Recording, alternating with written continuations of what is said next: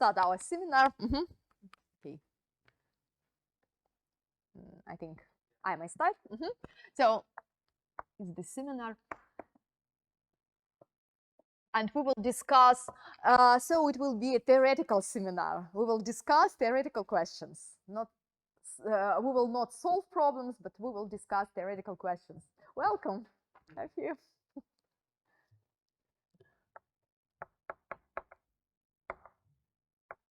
Okay, we will discuss existence and uniqueness theorem. Daniel. So the question is, what about?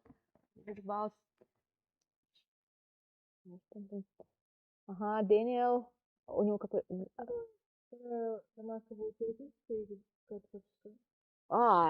Theoretical. So the homework 2 will be theoretical, right? But we will try to study how to solve these theoretical problems.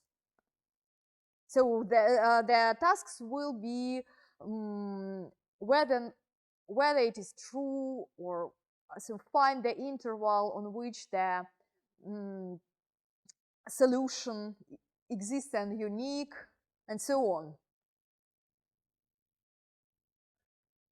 So the tasks will be not to solve something, to solve an equation, but to discuss existence and uniqueness, or to check Lipschitz condition.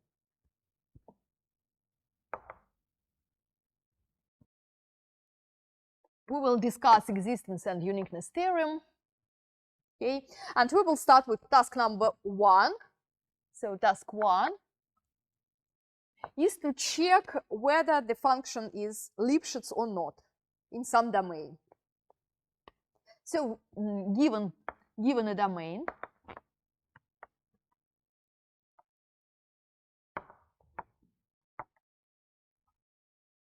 t squared plus x squared is less than r squared, check whether the following function is Lipschitz or not.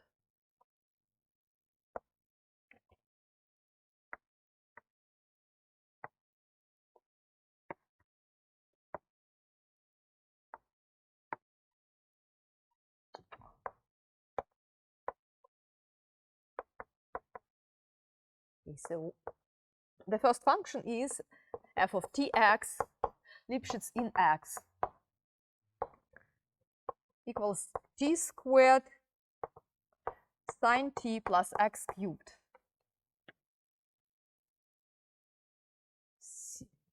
Sine x. Let's check whether this function is. Welcome.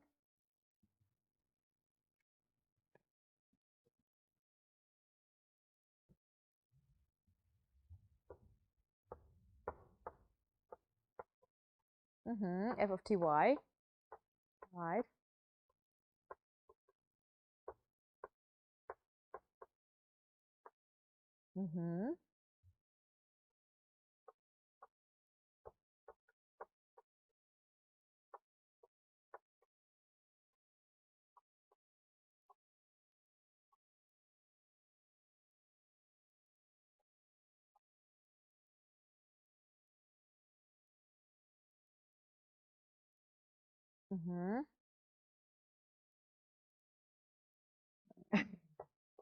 It is cancelled out, right?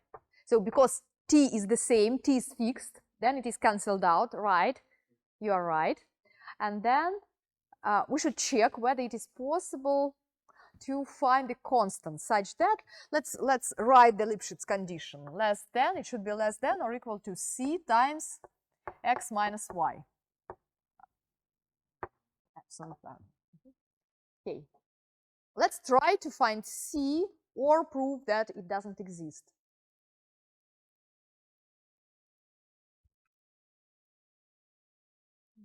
I think not change variables, but you should apply the formula that the formula of difference of cubes. So x cubed minus y cubed. How it can be rewritten as the how it can be factorized. Factor the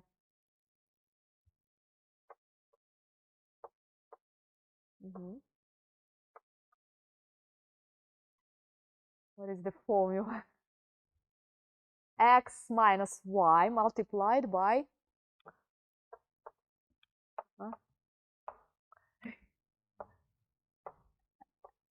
x squared. Next. Do you remember this formula? Do you? No? Rohan, and you? What about you? Do you remember this formula? X cubed minus y cubed. X minus times? Not plus, plus. So, first of all, plus, so correct. Plus y squared and plus is correct. Xy, not 2xy. 2xy is for the perfect square, but we need xy plus xy, right? Correct.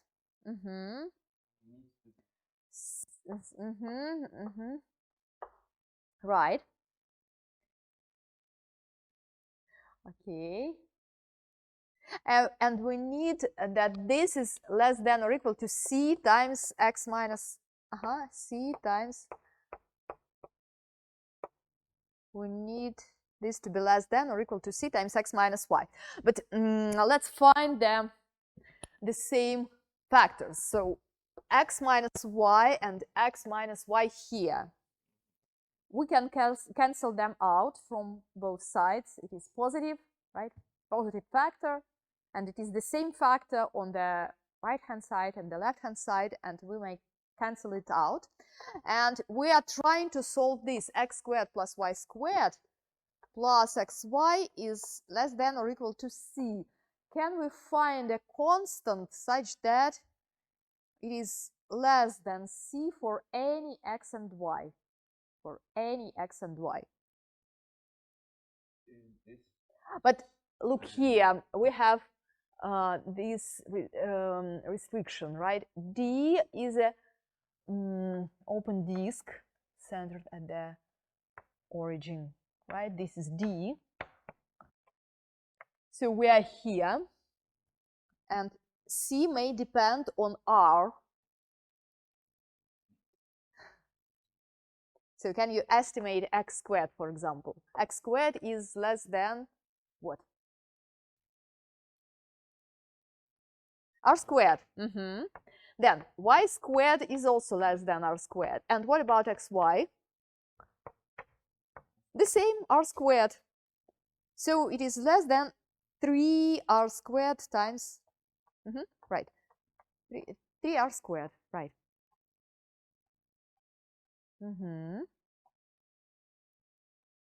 3r squared. So this is the Lipschitz condition. We may take c to be equal to 3r squared, right, and we're done. Well, thank you. Okay, and what happens if we change the domain? Let's change the domain. If we consider the strip, maybe. Let's consider a strip when. So so D is the set of points such that T is between 1 and 1, for example, and X is in R. Any value from R. Is it true that this function is Lipschitz in this strip? Lipschitz. Okay, so we can see that f, the function is the same. Minus f of ty, we see that it is equal to x minus y times x squared plus xy plus y squared.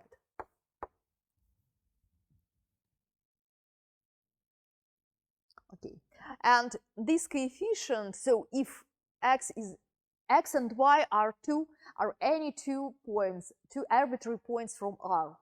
And so we can see that this value can be done as large as we want, right? So this coefficient approaches infinity as x approaches a positive infinity, let it be positive infinity, and y approaches positive infinity. So we can't find L so that it is less than or equal to L times x minus y.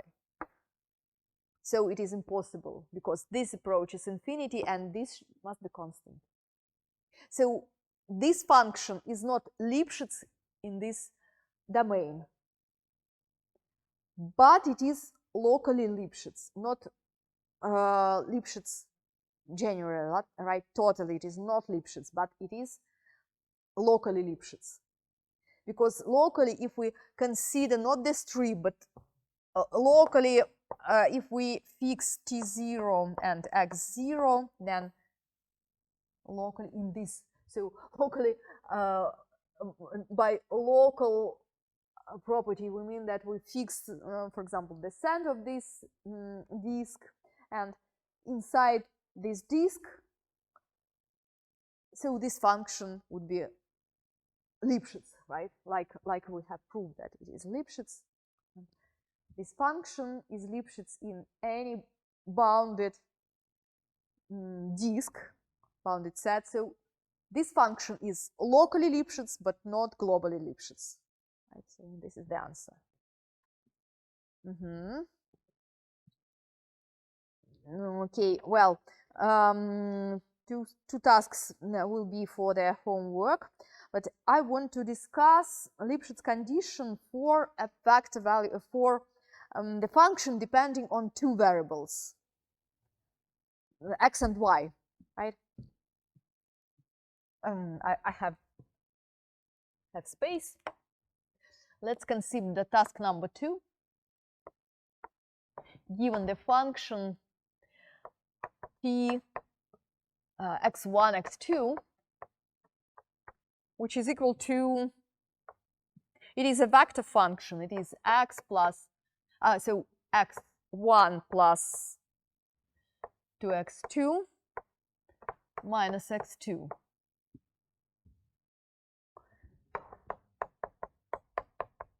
Far from R2. And the question is whether or not this function is Lipschitz in R2. This function is Lipschitz. So to check this, we must consider 2 points. Let's call them, let it be, so x1, x2, and y1, y2. And t is the same, right? T is fixed. And so this point is varied. And so let's consider the norm of f of t x1, x2 minus f of t y1, y2.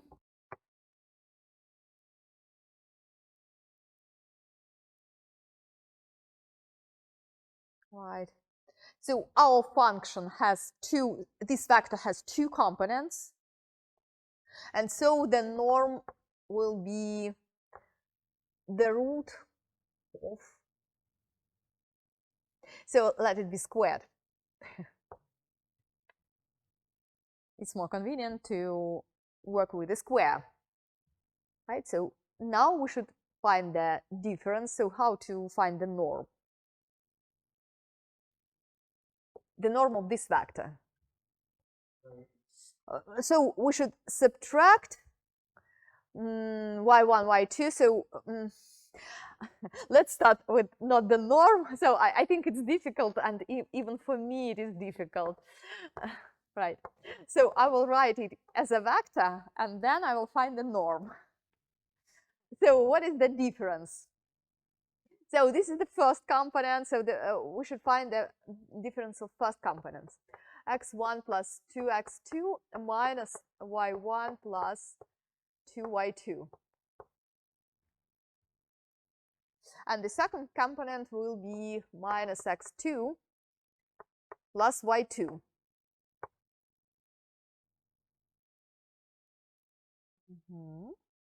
Now let's find the norm, where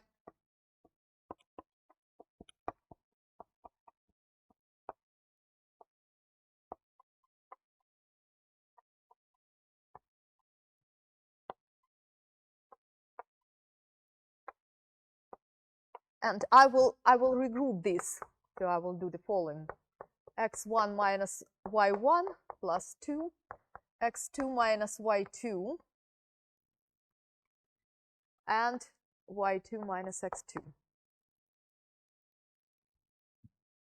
It would be x1 minus y1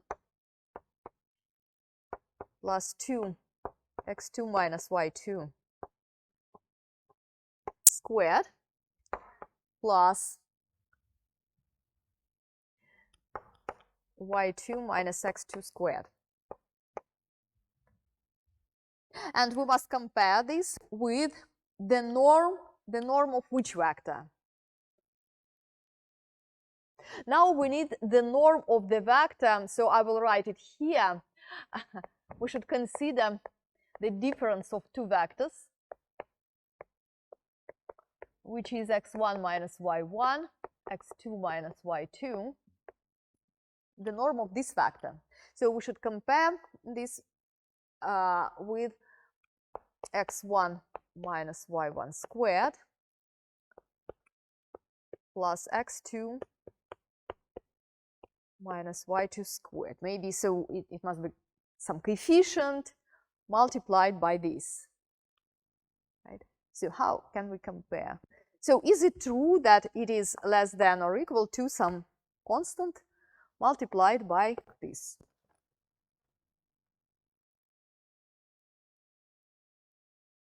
Well, let's try to estimate this. Okay, which properties can we use to estimate this?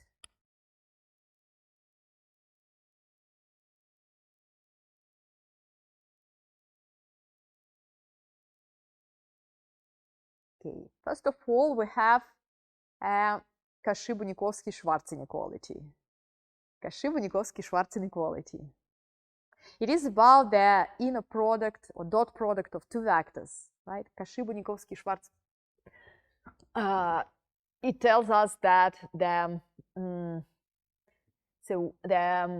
inner product of two vectors. Let's take the absolute value.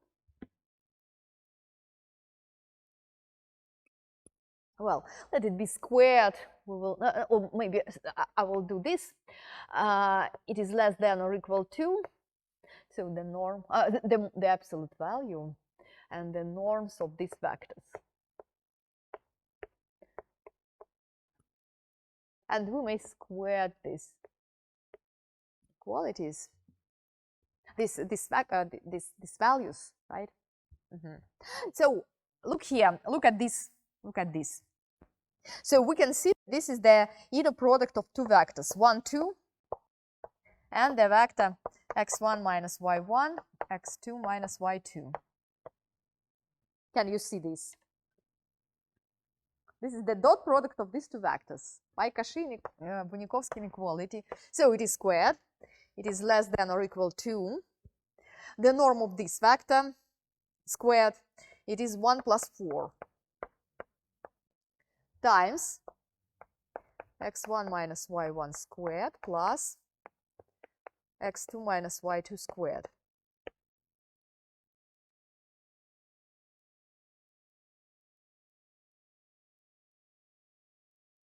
Well, and we have one more copy of this term, x2 minus x2 minus y2 squared,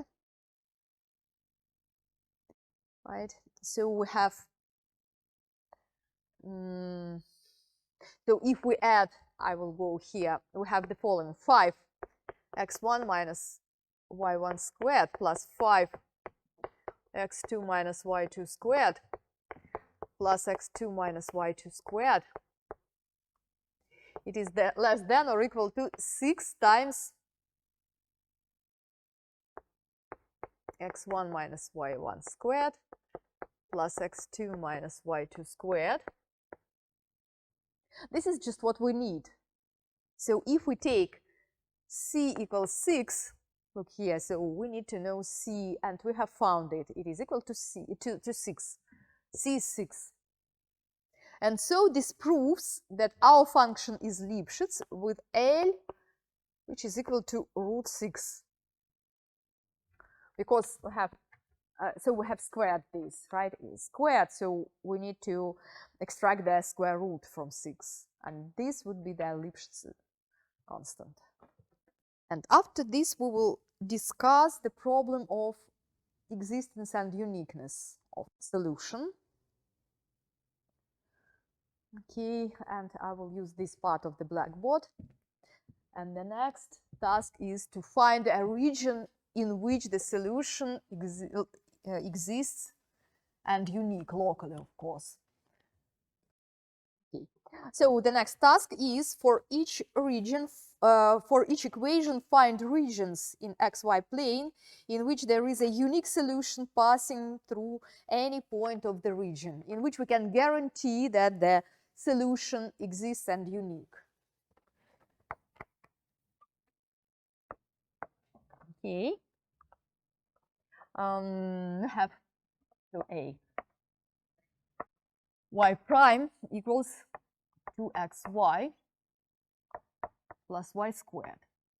So maybe we will change for, so from now on, we decided to rewrite this as x prime equals 2tx plus x squared. So t is an independent variable and x is a function, right?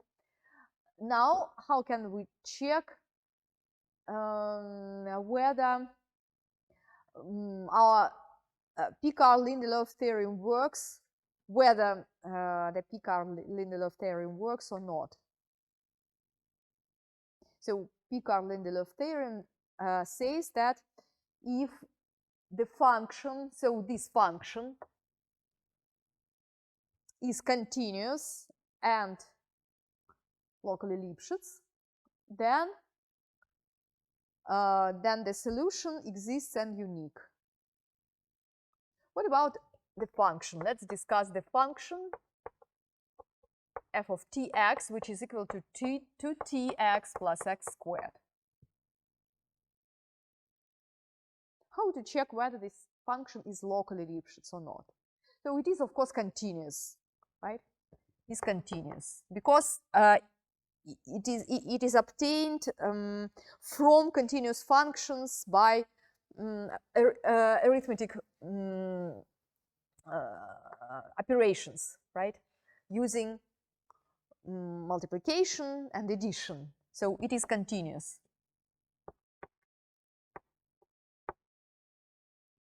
Okay, next we need to check whether it is Lipschitz or not.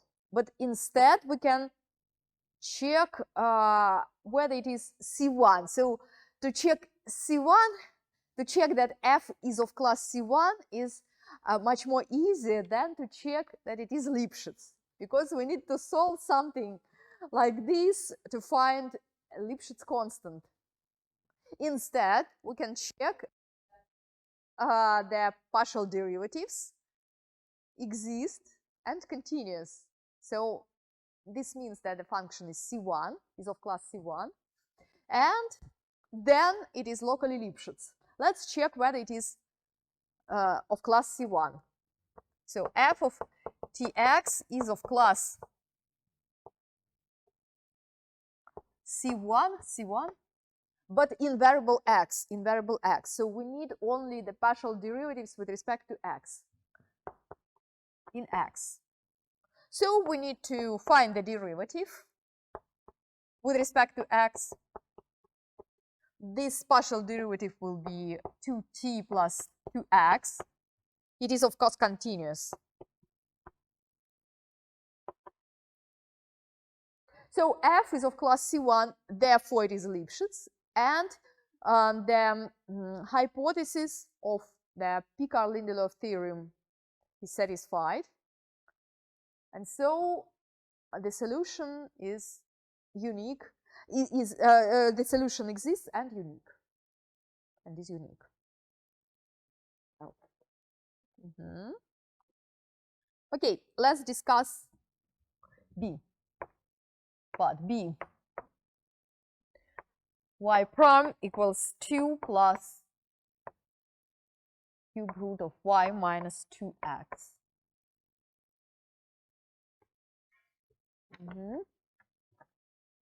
Okay, so the answer, what is the answer? So the task was to find the region, in which the solution exists and is unique. So the region will be R2 for any value of t and any value of x, right? But what is the answer here? So our function, so let's change for x and t, would be 2 plus cube root of x minus 2t. Then we need, so it is continuous. We need to find f prime with respect to x, and we will get the 1/3 x minus 2t to the power minus 2/3.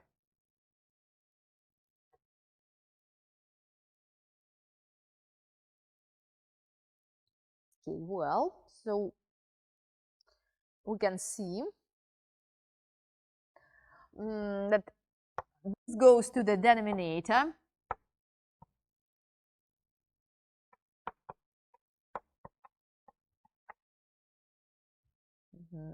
And the denominator vanishes at, so on the line at x equals to t on the straight line.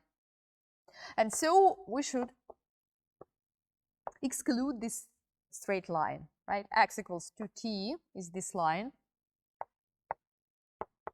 And so we can state that the solution to the initial value problem exists and unique except for this straight line. But on this straight line, this function is not differentiable because the derivative doesn't exist, and it can be proved that it is not Lipschitz, like it was proved for the function x to the power 2/3. We have proved that this is not Lipschitz, and the similar statement can be proved for this function. It is not locally Lipschitz, and so the solution exists and unique everywhere except at this line,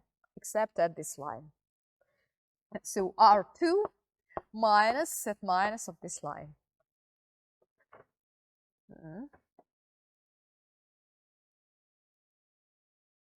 Well, it is not Lipschitz,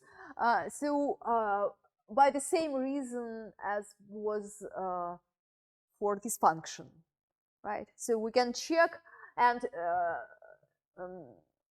we can check that on this line it is not locally Lipschitz.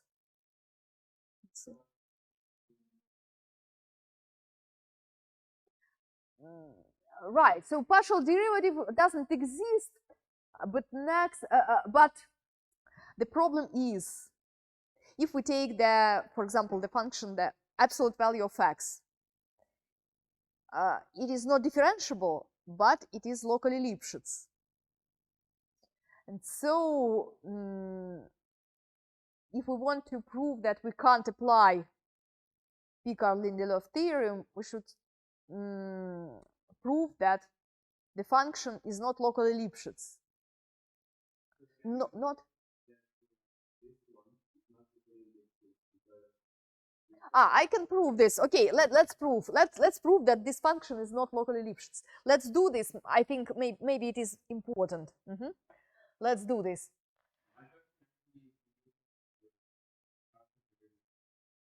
But partial derivative doesn't exist if x equals to t. So the partial derivative, this function is continuous everywhere, but partial derivative doesn't exist at the straight line x equals to t. Right, and and we suspect that it is not locally Lipschitz. But this the function, if the function is not differentiable, doesn't guarantee that it is not locally Lipschitz, because so these are locally Lipschitz functions.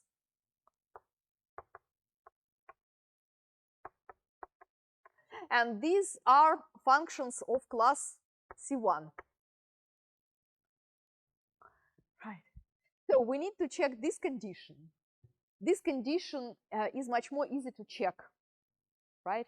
So just try to find partial derivative, right? It is easy to check. But the hypothesis of the Picard-Lindelöf theorem includes the statement about the Lipschitz condition. So if the function is of C1, then it is locally Lipschitz. But if the function is not of C1, it doesn't guarantee that it is not locally Lipschitz. For example, for the function absolute value of x is not differentiable, so it is not C1, but it is locally Lipschitz. Right. And so a Picard-Lindelöf theorem holds for this function.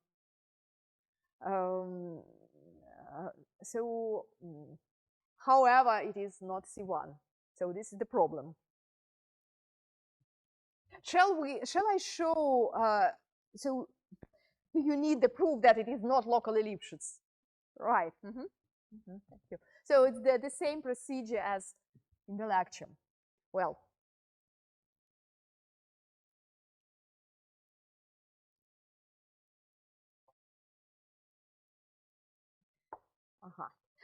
Next, we will try to do the following. We will convert the differential equation into differential equation. So it would be task 3. Convert the differential equation into the system of the first order equations. So we have the following: 2x2 primes t minus 3 sine t times x prime squared plus tan x equals 5 into the vector first order equation. How can we do this? So we need to introduce new variables. Let x1 be equal to x, x2 will be x prime, x3 will be, so it's 1 prime, x2 primes, right? And then the system would have the form x1 prime equals what? x1 prime. So it would be x prime, that it is x2. x2 prime is x3, right? Is it clear? And not, okay, after all, x3 prime is equal to x2, it is x, right? It is this. But so we should solve this equation for x3 primes. Minus 2 x2 primes t minus 3 plus 3 sine t times x1 squared minus tan x plus 5. Right, and so we should write like this. So minus 2 times what? So look at this expression. And we must replace x2 primes with x3, right? Times t. Next, plus 3 sine t times x prime is x2 squared minus tan x1 plus 5. So now the third order equation is rewritten as the system of the first order equations. Well, and so okay. What about initial value problem? Let's discuss this. The initial value problem for so we have the Lindelof theorem here for the first order system. So we can see that this function is of C1, of class C1. Then the initial value problem for this system looks like x1 of t0 equals something. Let it be alpha, for example. Then we need to define x2 of t0, beta maybe, and x3 of t0 is gamma. And we can, I can claim that for any alpha, beta, and gamma, the solution of this initial value problem exists and unique locally, right? But now, how can we convert this initial value problem? So for this equation, the solution exists and unique, the solution of which initial value problem? So look here, x1 is the same as x. x2 is x2 prime. x3 is x2 primes. So the initial value problem for this equation will look like, so just a moment, I will use this part of the blackboard.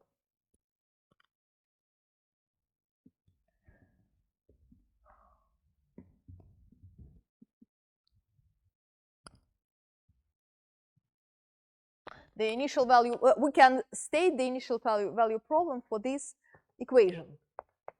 It would be x3 primes plus 2x2 primes t minus 3 sine t x prime squared plus tan x equals 5, and the initial value problem will be x of t0 equals alpha, x prime of t0 equals beta, x2 primes of t0 equals gamma. So this is the initial value problem for the third order equation, right?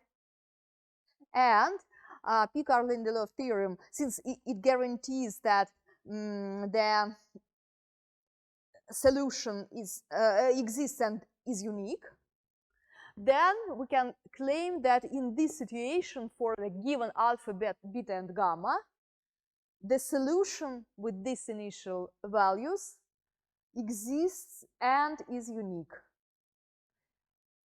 right? If we specify the initial value of the function, its first derivative and the second derivative. Okay.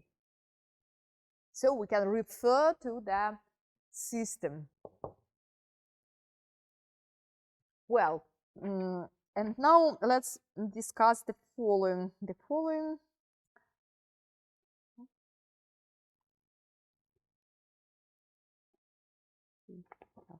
For which initial values does the second order equation have a unique solution, right?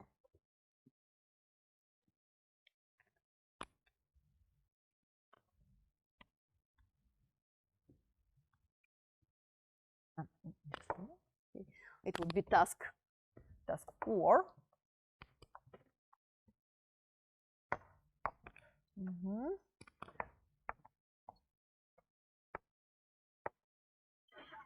For which initial values?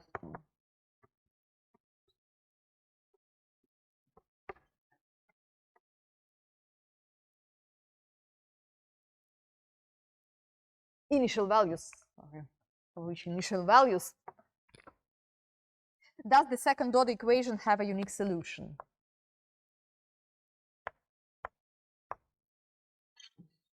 A differential equation has a unique solution.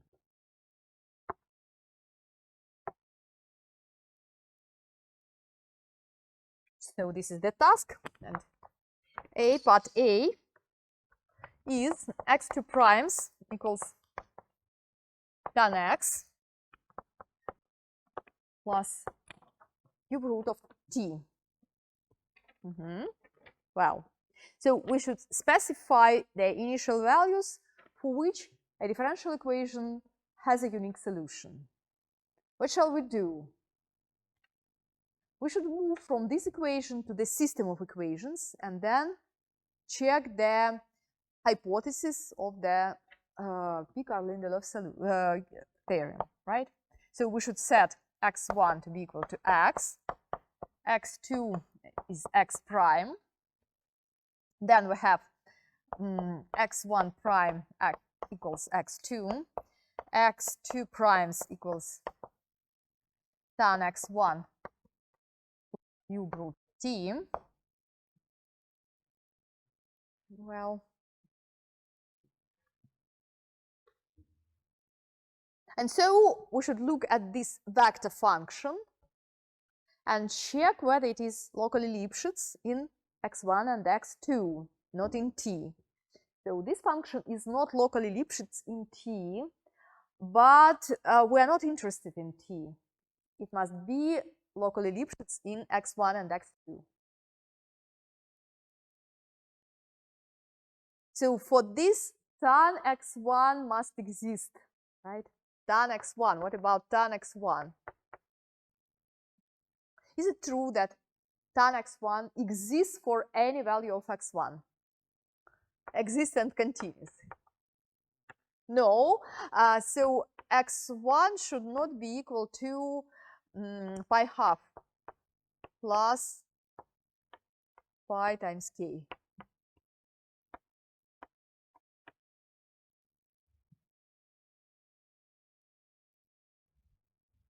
Okay.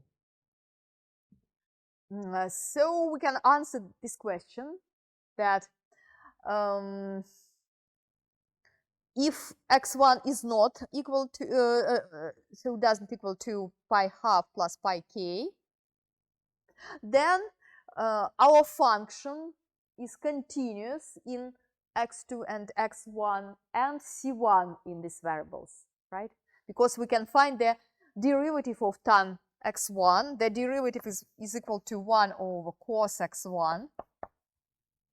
But if x1 is not equal to, so doesn't equal to pi half plus pi k, then cos x1 doesn't vanish. And so if this is satisfied, then our function is of class C1 everywhere except at these points. So the solution exists and unique for any points, for any values, or for any initial values except at, so answer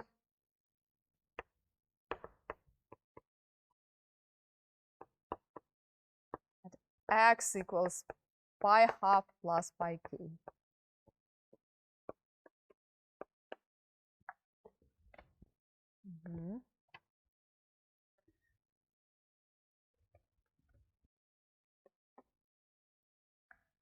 Well,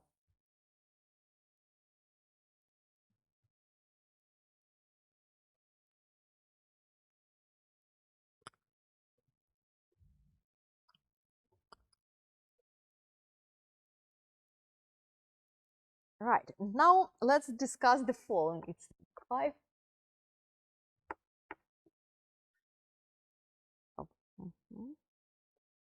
Can two distinct integral curves of the given equation meet at some point, t0 x0 in tx plane?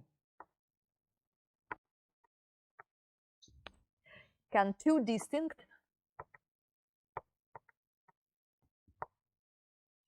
integral curves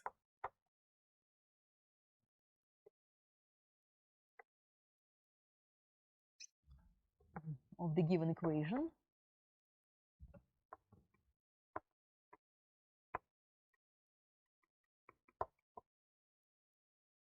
Meet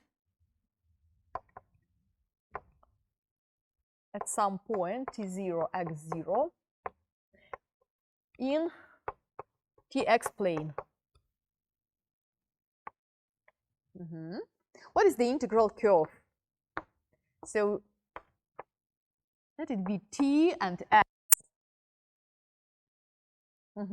So given, but it is not given as yet. So a x prime equals t plus x squared, and task b, part b is for this equation, t plus x squared. There are two differential equations. So given a point t0, x0, is it possible for two different solutions to meet at this point? So is it possible for two solutions to behave like this? Two integral curves. So look at this at A. For A, our function is continuous, end of class C1. So we know from Picard-Lindelöf theorem that the solution exists and is unique, right? So solution going through this point exists and is unique. So is it possible or not? No, because there are two solutions, two different solutions passing through the same point. This contradicts the Picard-Lindelöf theorem. So it is not possible for A, but is it possible for B? For B. So the second order equation. So we fix t0 and x0. But what about the initial conditions? What about the Picard-Lindelöf theorem applied to this equation? And what about the initial values for this problem? So for the initial, so if we have the third order, the second order equation, so we need to specify not only x, but the derivative of x, right? For example, here, so if we specify t0 and x of t0 equals x0, we may consider two different conditions imposed on the derivatives.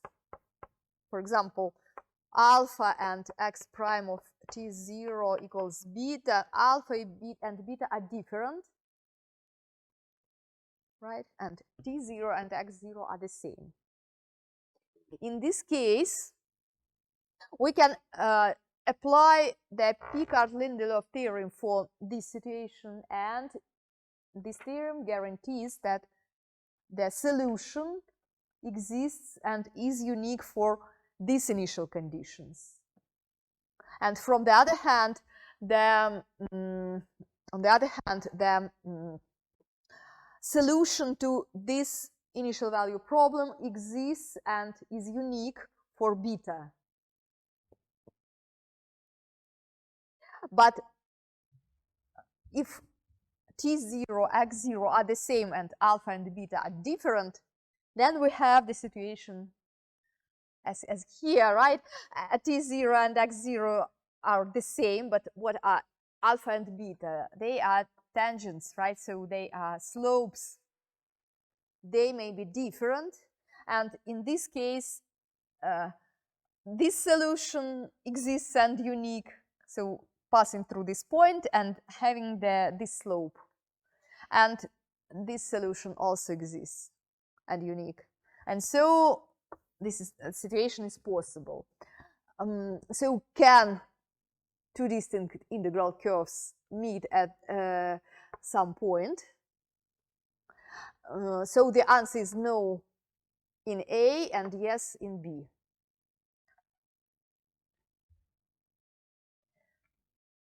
Now, is it clear? So I think we will stop here, right? But we should, maybe it's not easy. right? Theoretical seminar is not easy, of course, but it is useful. I think you should be. So this is concerned with the qualitative analysis. So it is very important to be able to make a qualitative analysis of the differential equations. Right. Thank you for your attention.